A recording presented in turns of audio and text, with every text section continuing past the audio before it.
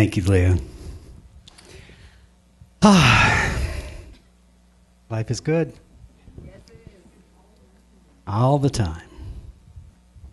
I am reminded of the physicalness of my body sometimes.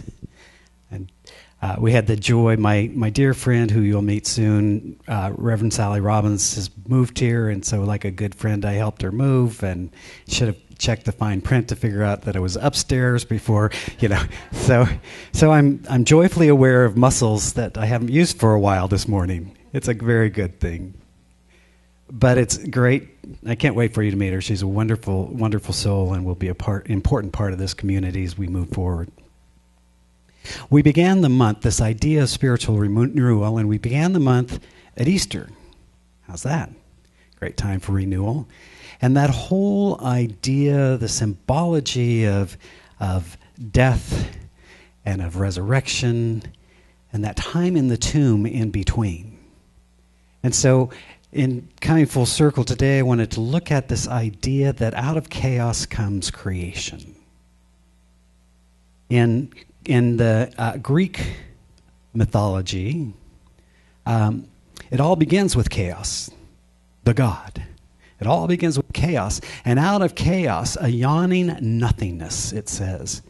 Out of the void emerged Gaia, the earth, and some other primary divine beings, Eros, love, and the abyss, and the Erebus.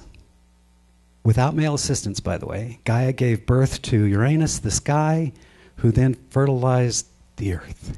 You see, we have a long tradition of humanity, I'm talking humanity, thousands and thousands of years, this is why I love mythology, of understanding who we are. And so we tell stories. The great gift of humanity has been telling stories. And so they help us to understand who we are, where we come from. And so in that Greek idea that out of chaos, out of the nothingness, comes everything else. And then, of course, in our Judeo-Christian Bible, we have two creation stories. Well, three if you want to really count them. You can fact check this if you want. Because it starts out, remember this? May have been a while since you opened a Bible, but if you have, you kind of remember that part that says in the beginning. And it talks about this nothingness, this void, this emptiness, this chaos. And out of that, the divine being moved upon itself and said, "Let there be light," and light happened. And then all things proceeded from that creative process. You see, I believe mythology is not history, although it may be historical. It's that understanding of the mystery. What we would say in this community is that creative process is ongoing. That if we really understand that we live in the midst of divine being, and we live in the midst of the one life, whether we call that God or one of the 10,000 other names, but when we understand we live in that, we are a part of that, then we too become co-creative through our allowing, through our letting it be. And so we create through this creative process. So I always like to say we're not creators, we are co-creators. Ultimately, it is God that creates all things. The divine creates all things. There's one life. It moves through all of its creation. We are a part of that life. So we don't create anything, but we are co-creative. And when we begin to understand that we have power through our thought, our word, our action, our belief, that we are moving into that creative essence, and that the divine delights in expressing itself through us.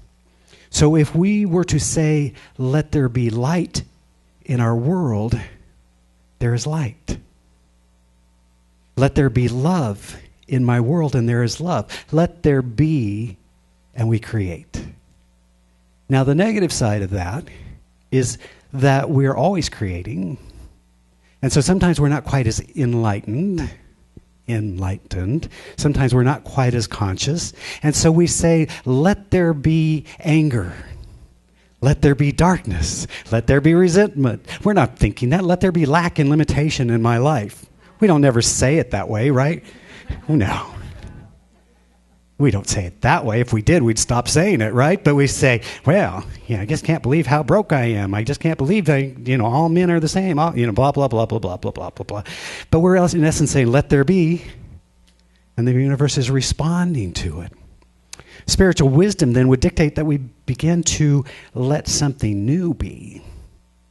Be a newbie in our life. Be a newbie. So, just for biblical fun, because nothing's more fun than biblical study, right? You'll notice that if you read the Bible, there's this creation story. 7 days, God rests, and then all of a sudden it starts again. And God creates Adam, doesn't know what to do, so grabs a rib, creates Eve, and the creation story starts again. There's 2 creation stories in Genesis, because there's an evolution of thought. And in the olden days, they didn't just throw out the old story and add a new one. They kind of just blend them together. So we have this evolution of thought. It's another interesting way to look at that. Then we're tooling along. We're reading our Bible, page after page, a lot of begets, begets, begets. And if you go long enough, you come to the story of John, where there's a new creation story. It says, in the beginning was the Word, the Logos. And the Word was with God, and the Word was God. He was with God in the beginning. Through him all things were made. Without him nothing was made that has been made. In him was life, and that life was the light of all humanity. The light shines in the darkness, and the darkness has not overcome it. Again, a creation story. That there is light and there is darkness, and they are both necessary. One is not good and one is not bad. Our dualistic minds like to label light as good and darkness as bad, but the truth is it's life. It has beauty, that there are cycles to everything. And so it is important for us to recognize the wisdom of what is happening in our lives, to recognize and know where we are. So, of course, I wanted to talk about chaos. Because what I know and what I've seen in my couple years of doing this is that none of us, I don't care how enlightened you are, go through just, I'm this enlightened, next week I'll be 5% more enlightened, the week after that I'll be 3.4%, into a nice whole thing until I experience the fullness and wonder of who I am. Would be lovely, but the truth is, we must, this great resurrection story that is so powerful that humanity has told it over and over and over throughout the ages, says that we must die to the old way of being. We must spend time in the emptiness. And then out of that emerges something more powerful. I'm reminded of the story of a young child who found a cocoon. And the chrysalis was not quite formed. The butterfly was trying to emerge, and in wanting to help, the child opened the cocoon. And of course, the butterfly died. Because the chrysalis had not completed its process. I notice how for sometimes that we're uncomfortable with the emptiness. But spiritual renewal says to us that in the midst of change, and we are in the midst of the change, I don't know if anybody's noticed it or not, there's some change going on in our world. And some of it we are tempted to label, declare it as either good or bad or right or wrong, rather than to just embrace it, to seek to know what is trying to emerge through this. You see, we don't have to love the process, but we do need to recognize the process. And I have found that it's easier to just breathe through it than to resist it. That if the change is coming, it's coming. We were talking yesterday, I think, for a moment about this great lesson. I learned this great lesson because I moved to LA to go to school, to become a minister. 2 things I said I'd never do. And worked downtown in LA, and that was great because the school was right next door, except that the second year they decided the school would be in Huntington Beach, which is somewhere between a 45-minute and a 2-hour drive, depending upon condition. Any California folk, right? You know what I'm talking about, right? And so what I realized is that there was so much I had no control over, and that I could be upset and angry and disquieted because I was going to be late for class, or I could be in a more peaceful state and appreciate what was going on. Now, I was blessed during that period that there was 3 or 4 of us that all worked together at our home office and then drove down and going to school together. So we went to school 4 nights a week to do this. And so we had this wonderful experience. So rather than stress about what the traffic was doing or not doing, which is like, let's talk. So I felt like I got to have a pre-class, a class, and an after-class. What a gift, right? And none of it was in my control, except that I showed up and did my part. You see, sometimes we like to think, and I think traffic is always a good indicator of where we are spiritually, right? Right? It's one thing on Sunday morning to say, oh, all there is God and love is everywhere. And this middle of traffic on the 77 trying to, right? And then, we're signaling people. I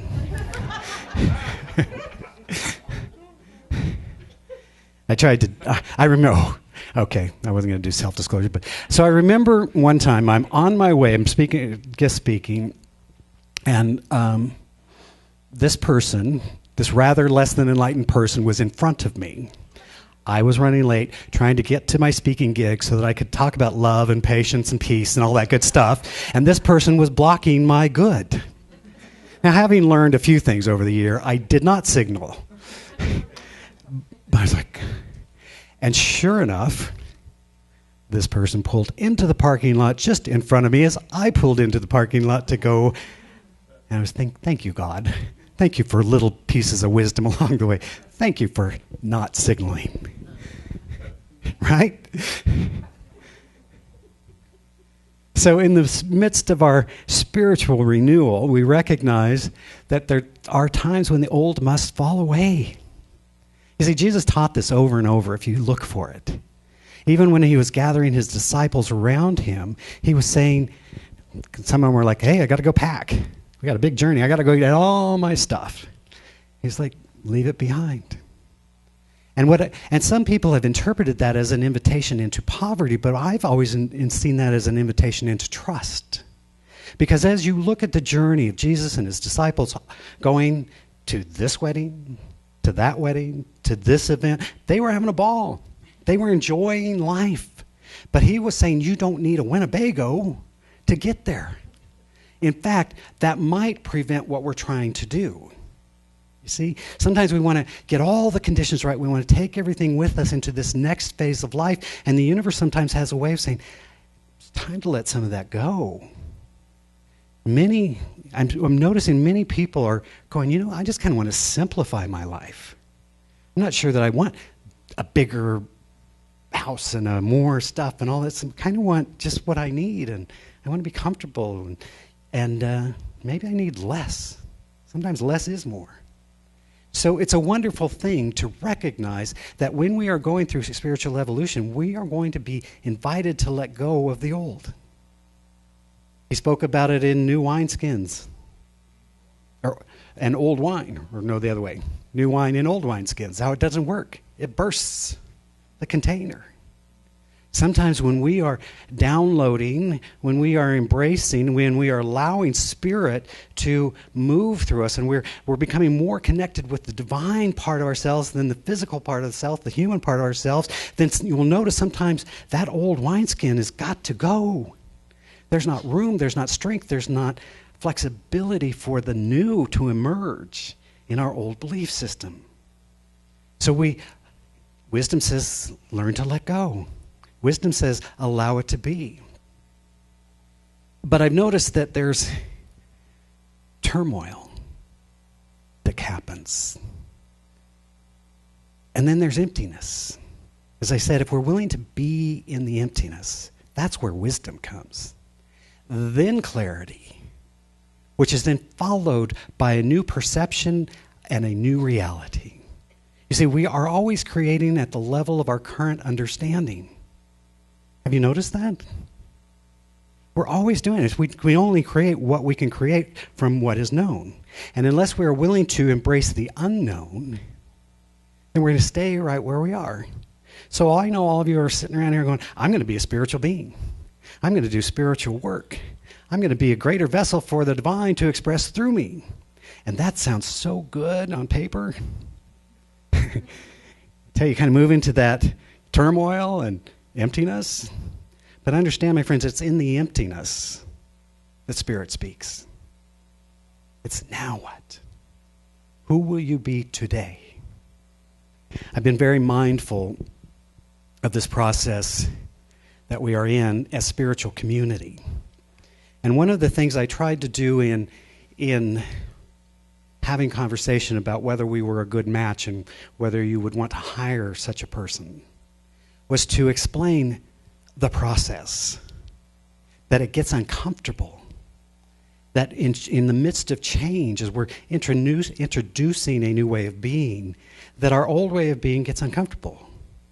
And when you have people involved, I mean, it's uncomfortable when it's just you, right? Then add a couple hundred people into the mix and see what happens, right? And so that's why I say sometimes churches become this highly political, ugly thing. Some of you have had experiences of that, where, because it goes underground, we're all going to say, bless your heart, and pat you on the head, because it's a spiritual place, instead of saying, you hurt my feelings, right? And have that conversation. So Scott Peck, I was reminded of this, of Scott Peck. Many of you know that a different drum, and is the Road Less Traveled is the first one, a different drum, and another one. But he talks about this, what happens in community when you go through this process. And he said, when you bring a group together, you're going to have this thing called pseudo-community. Everyone's nice. Everyone's polite. Everyone is performing according to their understanding of how they should show up. And then an interesting dynamic happens. That something's there that wears off. I always think of it like, in every relationship, you come to a point of, all right, we're not dating anymore. It's time to have a real conversation, right? You never look as good as you do on that first date. Pretty, or maybe on your profile if you do the social thing, right? And you got it all together, and you enjoy long walks on the beach and fireplaces, and you're like, then at some point you get into the race and you're like, what happened to that person? We haven't seen a single beach. There's been no fireplace, and you don't read books. You watch sports, right? You know what I'm talking about? And then we have a choice. And so that's the turmoil. You do it in community, and so all of a sudden you start having deeper conversations. And it can look chaotic. In fact, he refers to it as chaos. That the group moves into a period of chaos. And yet the beauty of that, he says, when we move in pseudo-community, well-intentioned people try and demonstrate their ability to be friendly and sociable. Let's all just get along, right? And then, as it happens, they say, but while they still remain in this phase, so bad stuff happens, and bad stuff mean like people start getting honest, feelings get hurt, you move somebody's thing and that was always there, and all that kind of stuff, and now I've got to do something with that. So that's why I say in churches, the bad thing that can happen is we're like, well, I can talk to the minister because he's godlike, which is true, but but so are you, so we could have a conversation. So I'll go find some people like me that are upset that we moved the tchotchkes from here to there.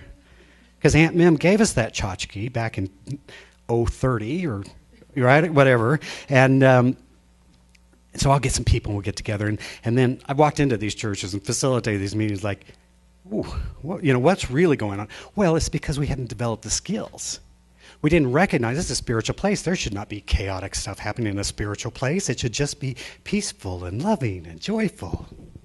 We should be happy, peppy people all the time because we're unity.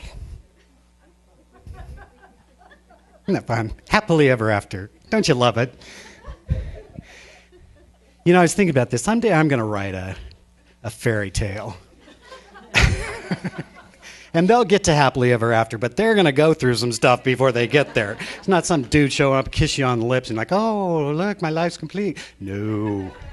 They're going to have real, meaningful conversation. But he says, so the first step towards real positivity is paradoxical. It's a period of negativity. It's recognizing my feelings were hurt.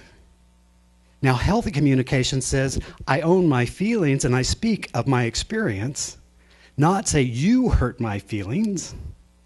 But when that happened, my feelings were hurt. When you moved the tchotchke, I didn't know where to sit. I've always geared my life on that tchotchke. Now I don't know where to sit. Right? I'm making stuff up. Can you believe it? Right? It's the chaos has to come because we go to the deeper level. It's your mature relationship with each other comes when you go to the deeper level. When you talk not only about how beautiful your eyes are, but how this is living with you and your little idiosyncrasies. I had a friend that said she lived with a guy for 7 or 8 years, and then they decided to get married. And she said, it's the weirdest thing. All those cute little idiosyncrasies are now like, I want to live with this for the rest of my life. While we were just dating, it was fine, but right? That's what happens. So in that chaos, you get to move to a deeper level. It's where we start having real conversations. You know, the church did this. One of the conversations that happened before I got here was letting go of our past, speaking to the hurt, speaking to the misunderstanding, speaking to the things that have happened so that we could release those so that we could move into a new period. So then Scott Peck tells us that following the chaos is emptiness, stillness, embracing. As I said, before you die and are resurrected, you spend some time in the tomb. So in the emptiness, and I just will say this categorically, Americans are not very good with emptiness. We want to fill our time. We like to be productive. But in emptiness, in stillness, the still small voice can speak to us. We get to look at who we truly are. He says that in this period, it should be viewed not merely as a death, but as a rebirth, as one's true self at the individual level and the social level of the genuine and the true community. See, I believe that we cannot create true spiritual community if we're not willing to be authentically ourselves. If we just all show up and be pretend metaphysicians that have it all together, that's nice. It's not real, but it's nice, right?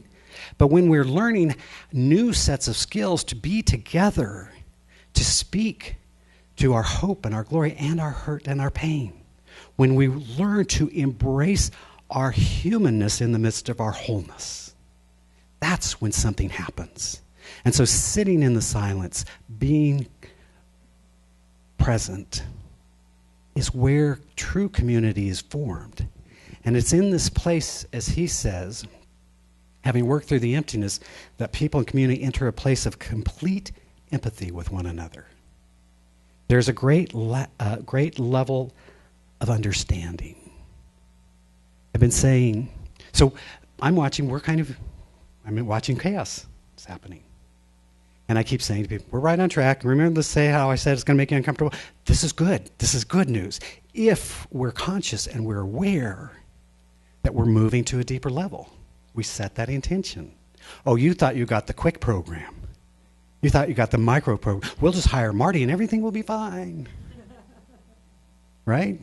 Or if we just change this or do that, it's like, no, we are calling, I believe this firmly, we are calling ourselves to a deeper level of understanding, of practice, of spirituality in the world. And organizations that can adapt can be incredibly effective. And those that cannot adapt will go away. Life, right? So I say that because what I know to be true at the whole is true of the parts. You see, all these principles are true for ourselves. When we're going through that change, when we're going through that evolution, we go through the same thing. Like, I'm just happy, normal life. Chaos happens. Death happens. Change happens. And then, if I have wisdom, I'm with it. Don't try and pray it away, but pray your way through it. Be in the emptiness. See what Spirit is guiding us to for the next phase of the journey. And then, from our true, authentic self, we create anew. We create relationships that support our authentic self. We create loving environments that allow us to experience the fullness of who we are. We allow our body to go through whatever transformation it needs to carry us through the next journey. It's a beautiful thing.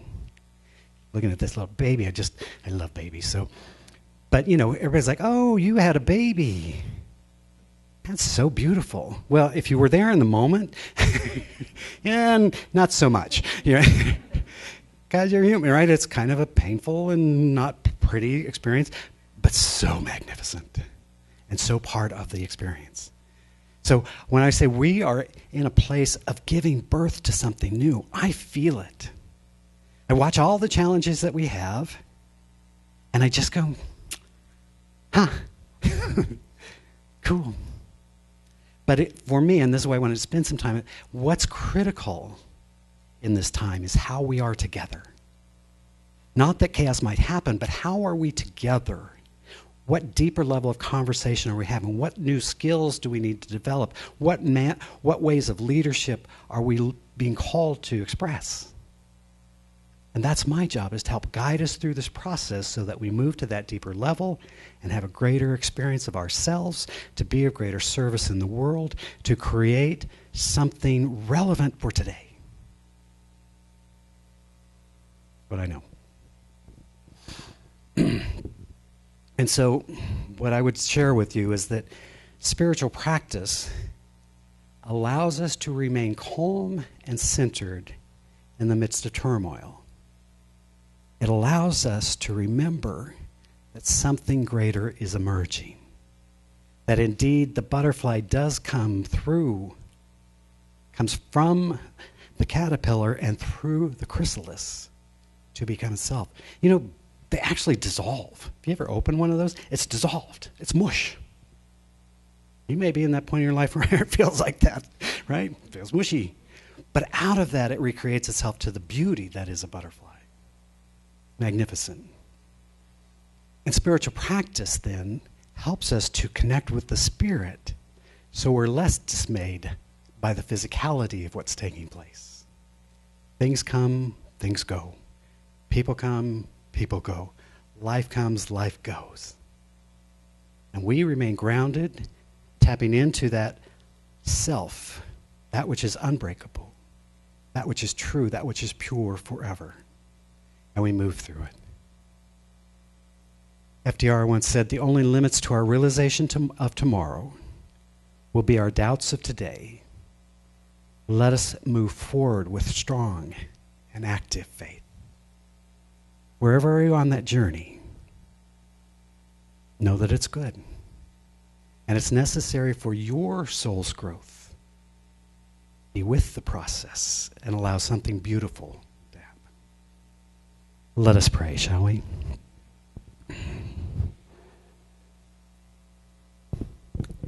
And so as we move into that deeper awareness of self, into that recognition and realization of the truth of who we are, we remember that there is indeed one life, one power, one essence, one being. And that this presence and power is always available, awaiting our recognition of it. As we ground ourselves in this truth, we simply choose in this moment to love what is, to recognize that even as conditions are evolving around us, We are anchored in spiritual truth. And so we say, let there be love. Let that unconditional love of Spirit wash over me, express through me, recreating itself in nurturing and satisfying relationships. Let there be joy. Let that which no longer serves me be dissolved and released so that I might experience the fullness of life right here and right now. We say, let there be abundance, because we are one with the source and the substance of all that is. And so joyfully we participate in divine flow, joyously giving and graciously receiving of infinite bounty. Say, let there be wholeness, and let that wholeness express itself as health, as well-being, as vitality through every cell and system of my being. For I am the expression of the divine as me. How grateful I am for this recognition. How grateful I am to know this truth. And I recognize that we are blessed beyond measure, that we extend that blessing. We bless this spiritual community, this divine idea that is expressing itself. For all the good we might do in the world, we know that Spirit is the source. And so lovingly we open our hearts to the fullness of who we are. We bless our brothers and sisters around the planet. We recognize the humanity has no names, has no nationalities. We are just brothers and sisters in the one life. And so we hold a high vision for a planet at peace, for a world that works for all. And we know there are many wonderful pathways to the divine, and so we honor and celebrate those many pathways. For we know that where two or more are gathered, the presence of the I Am is there, and it is good. In joy and gratitude, then, I'm simply giving thanks. I'm giving thanks for these blessings. I'm giving thanks for the power of this word spoken through the law of mind, for the power of the living Christ to manifest itself through us. For this and so much more, I simply give thanks. I allow it to be so. And together we say, and so it is. Amen.